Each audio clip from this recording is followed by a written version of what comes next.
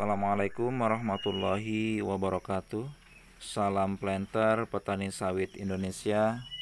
Salam tandan berduri. Sahabat tani sekalian, jumpa lagi dengan channel kita ini. Dan pada kesempatan kali ini saya akan coba untuk membandingkan cara pancang sawit mata 5 dengan cara pancang sawit segi 4. Manakah di antara dua pancang ini yang lebih efisien kalau kita aplikasikan pada tanaman sawit kita? Namun seperti biasa, sebelum video ini berlanjut, kepada sahabat-sahabat yang baru saja menemukan channel kita ini, jangan lupa untuk di subscribe dulu, kemudian tekan tombol loncengnya agar tidak ketinggalan dengan informasi-informasi selanjutnya. Selanjutnya silahkan dibagikan kepada sahabat-sahabat tani sekalian agar video ini bisa lebih bermanfaat lagi. Sahabat tani sekalian, di sini saya akan membahas tentang dua cara pancang yang biasa umum dipakai dalam penanaman kelapa sawit. Yang pertama ini adalah pancang mata 5 atau yang biasa disebut juga dengan segitiga sama sisi, sedangkan yang ini adalah segi 4 bujur sangkar. Dan saya akan coba menjelaskan secara singkat manakah dua pancang ini yang lebih efisien. Yang pertama, pancang sawit mata 5. Ini jaraknya sama ya, dua pancang ini saya bikin dengan jarak sama 9 kali 9. Yang ini juga yang segi 4 ini 9 kali 9.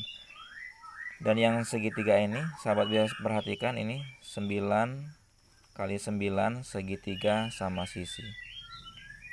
Yang pertama, keunggulan dari pancang mata 5 ini adalah menghemat lahan. Ini buktinya seperti ini ya. Untuk membuat pancang dengan jarak 9 kali 9 segitiga sama sisi, kita hanya cukup menarik ke sisi atasnya ini 9 ya. Sedangkan ke sini kita cukup menariknya 7,8 meter ya. 7,8, kemudian nanti kita tarik 4,5, baru sini titik pancang pertama. Dan untuk mengetahui bagaimana cara mencari sikunya ini, sahabat bisa lihat di video saya sebelumnya. Nantinya akan saya sertakan deskripsinya pada channel ini. Ini seperti ini sahabatnya. Itu keunggulan yang pertama adalah menghemat lahan kebun kita. Namun jarak tetap efisien 9 kali 9. Kemudian manfaat yang kedua atau keuntungan yang kedua adalah dari pencahayaan matahari. Ini kalau kita ibaratkan di sini timur dan matahari terbit di sebelah sini, tentu pohon ini tidak akan membayangi pohon yang ini. Karena jaraknya adalah 7,8 dikali 2 ini ya. Ini sampai sini 7,8, ini kita kalikan 2 jadi 15,6 meter. Jadi ini tidak akan membayangi walaupun saat awal terbit juga awal tenggelam. Itu tadi keuntungan yang kedua. Kemudian yang ketiga yang kita perhatikan dari jenis pancang segitiga sama sisi ini adalah dari tajuk pohonnya seperti ini. Ini sahabat bisa perhatikan, ini kita ibaratkan kalau kita melihat tanaman kita ini dari atas. Jadi tajuk pelepahnya ini seperti ini mengembangnya.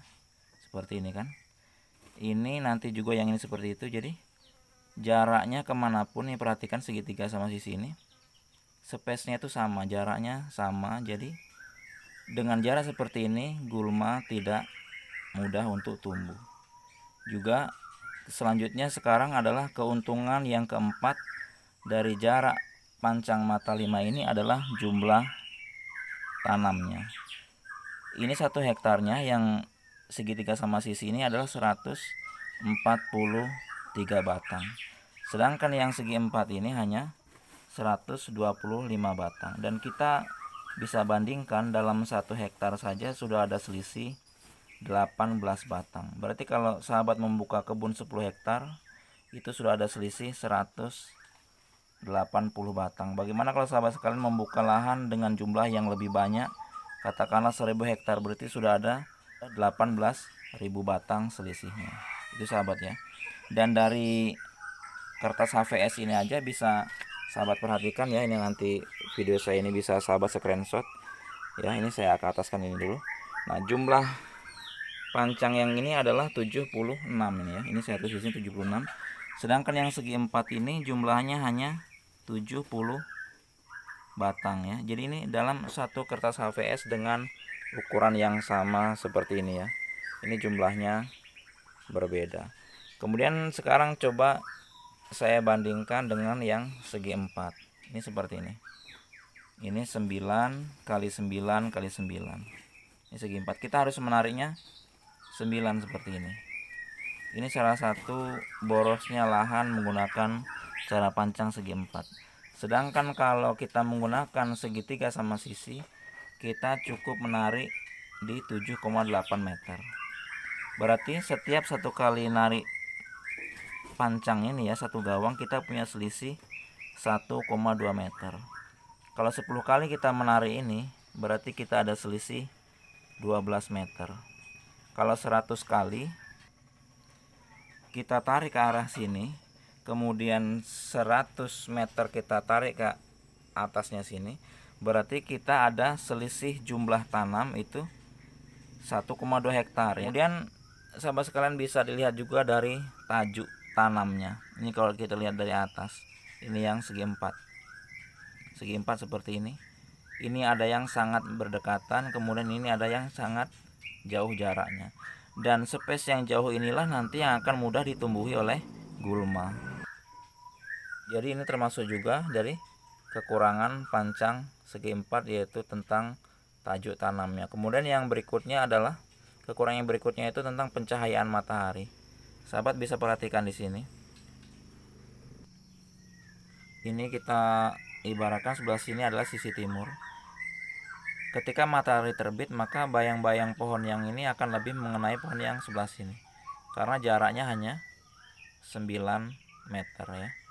Pohon yang ini pun seperti itu. Begitu juga nantinya kalau matahari terbenam, pohon yang sebelah sini lebih mudah mengenai sebelah sini bayang-bayangannya. Lain dengan yang kalau kita menggunakan mata 5 seperti ini, karena ini jaraknya adalah 7,8 kali 2, ini 15,6, begitu kan. Nah ini,